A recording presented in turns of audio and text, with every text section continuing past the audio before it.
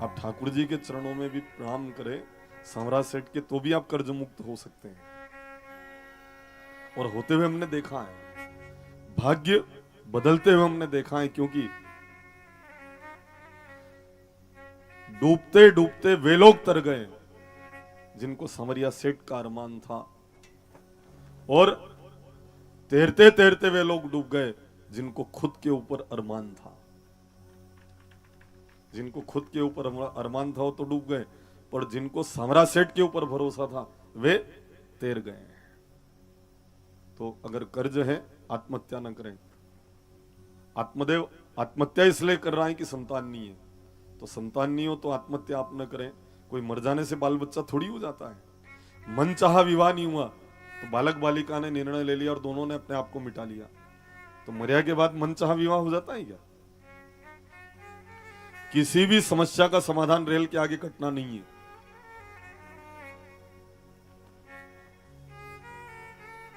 आप संतानी है तो शूलवेद बावड़ी ओंकारेश्वर पति पत्नी दोनों स्नान कर लेवे, पहने हुए वस्त्र वहीं पर छोड़ के आ जावे। अगर भाग्य में संतान नहीं लिखी है तो भी उस वावड़ी में स्नान करने का फल ये होता है। महादेव जी ने स्वयं बोल रखा है कि मैंने अपने त्रिशूल से इस वावड़ी का निर्माण किया है, जो भी पति पत्नी स्नान करेंगे उनको मनचाही संतान यहां से प्राप्त होगी। अगर बेटियां ही बेटियां हैं, आपने स्नान कर लिया, पहने हुए वस्त्र वहीं छोड़ दिए, तो बेटा हो जाएगा। बेटे ही बेटे और बेटी की जरूरत है तो बेटी हो जाएगी। संतान जीवित नहीं रहती है, जीवित रह जाएगी। जन्म नहीं ले रही संतान, डॉक्टरों ने मना कर दिया है, वहां स्नान करने से संतान जन्म भी ले लेगी। उदाहरण कई उदाहरण है इसे। मंदसौर कभी पधारो तो रानी लक्ष्मीबाई विद्यालय के सामने लालवानी क्रॉकरी स्टोर्स करके एक दुकान है, सिंधी है वे समाज से। इंदौर, उदयपुर सब जगह मना कर रखा था कि आपकी पत्नी कभी मां नहीं बन सकती, पर उनको विश्वास था कि नहीं, मुझे भगवान के ऊपर भरोसा है। हमने कहा सुलवेद बावड़ी स्नान करो और सांवरा सेठ का मंत्र है संतान गोपाल मंत्र, जाप करो। जाप किया, कुछ समय बाद उनके यहाँ संतान बालक का जन्म हुआ और उनकी साधना चलती रही तो एक बच्चे का और जन्म हुआ। उनके भी दो बच्चे हैं। पहले बच्चे का नाम तो धोक देवाने लाए थे तो उसका नाम उन्होंने रिदम रखा। अब दूसरे का क्या रखा मेरे को ध्यान नहीं है, पर जहां मना कर दिया वहां पर दो बच्चे हैं। ये साधना का प्रतिफल है। ईश्वर भाग्य बदल सकता है, व्यवस्था कर रखी भगवान ने। अगर चर्म रोग है तो तिलस्वा महादेव वहां जाओ, आप स्नान करो, वहां सामने जो तालाब है उसके जल से स्नान करो। और जल नहीं हो तो वहां की मिट्टी भी शरीर के ऊपर लगा लो तो भी चर्म रोग खत्म हो जाते हैं। आपने तो सुना होगा ना भजन में, बाबो भोलो अमलीड़ो ये चर्म रोग ने मेटे, बाबो भोलो अमलीड़ो, ये वहीं का भजन है तिलस्वा महादेव।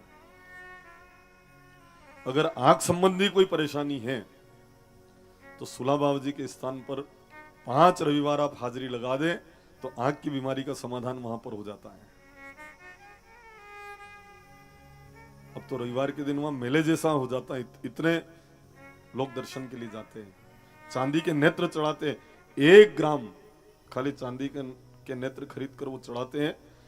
9-10 किलो चांदी 1 वर्ष में वहां पर आ जाती है। इतने लोगों की मनोकामना आंख संबंधी वहां पर पूर्ण होती है। आप तो भरोसा भगवान के ऊपर रखें, वहां पर आपका भरोसा कभी नहीं टूटेगा, हम विश्वास दिलाते हैं। भले क्या बालाजी के यहां पर रोज हाजिरी लगेगी तो हर काम आपका जीवन में पूर्ण होगा।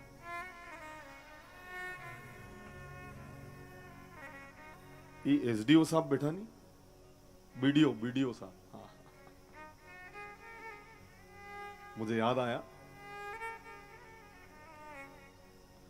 सब कोई तो पढ़कर मेहनत करके प्रतियोगी परीक्षा में जाकर बीडीओ बनते हैं, पर अपने बीडीओ साहब देखो मैं भी शुरू आया चौंक गया। मैंने कहा बीडीओ साहब कि ये अपने वीडियो साहब कि वो फलियार बनाना न सामग्री लाना कणती पूछा वीडियो साहब। मैंने कहा मंसूर जी पूछना पड़ेगा कि नहीं माँ गांव में भी वीडियो।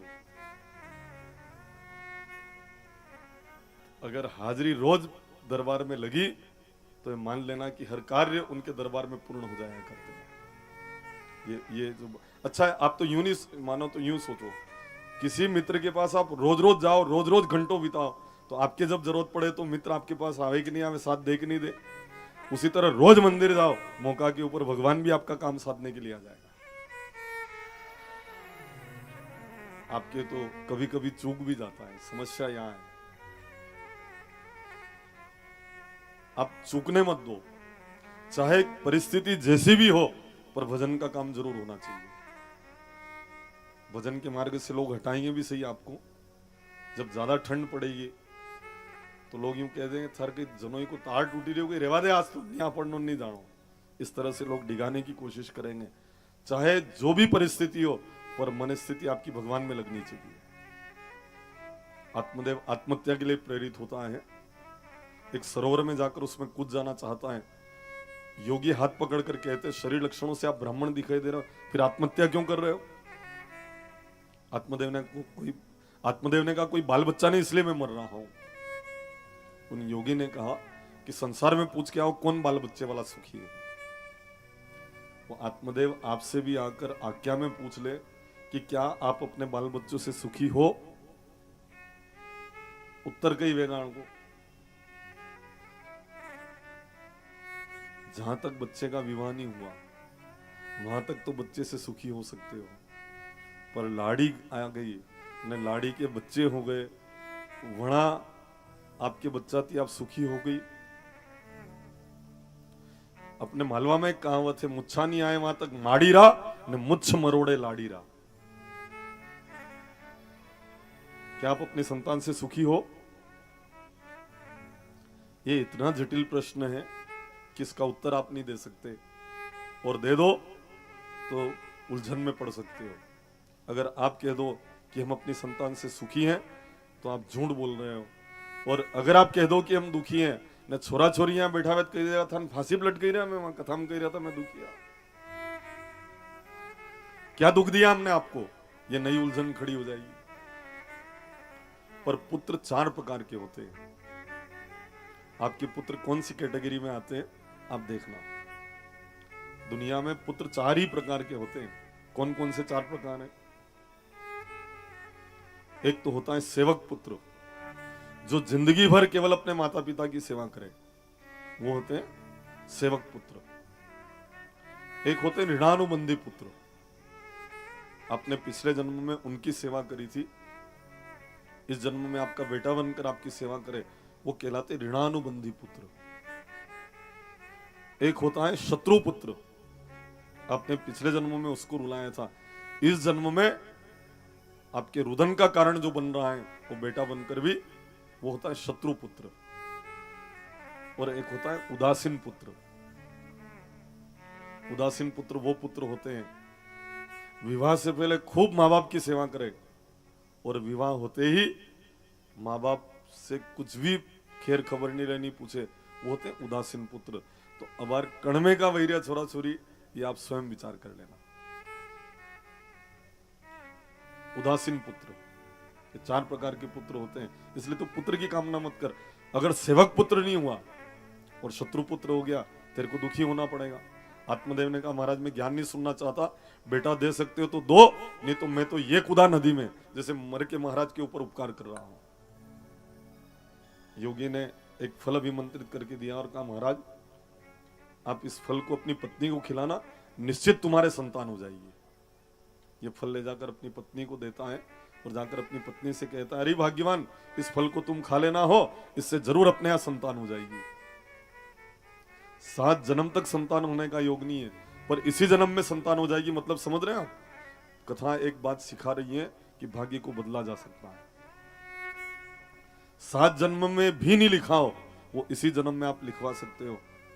कब? जब योगी और संतों की चरण शरण आप हो जाओ। भाग्य के कुअंकों को सुअंकों में परिणित किया जा सकता है। आप सब जानते हो सील में अक्षर उल्टे होते हैं और सील कागज के ऊपर लगाओ तो अक्षर। अच्छा, स्टाम्प पैड देखी कि नहीं देखी आपने? सील सील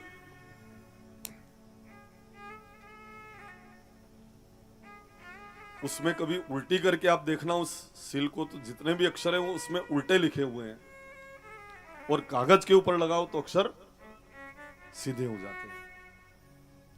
बस उसी तरह से गुरु चरण में जाकर अपना शीश स्पर्श करा दो तो भाग्य के जितने भी कुअंक हैं वो स्वंकों में परिणित हो जाया करते हैं। उल्टे सब अक्षर सीधे हो जाते कब? जब गुरु शरण में अपना शीश आप स्पर्श करा देते हैं। भाग्य के कुअंक स्वंकों में परिणित हो जाते हैं। पर अब धोख देना भी लोग भूल गए हैं। कई तरह धोख दे। अभी एक नया धोख शुरू हो गया है, घोड़ा धोख। शरण में स्पर्श नहीं करे, घोड़ा के हाथ अड़ावे। अच्छा, एक बात बताओ कि जब तक सील कागज के ऊपर स्पर्श न करें तब तक अक्षर सीधे हो सकते हैं। कितनी भी स्याही में डबोक दो और यूं ऊपर रखो, जहां तक कागज के स्पर्श न हो वहां तक अक्षर सीधे नहीं होते। जब तक गुरु चरण में आपका शीश स्पर्श न हो तब तक भाग्य के कुंक स्वंकों में परिणित नहीं हो सकते हैं।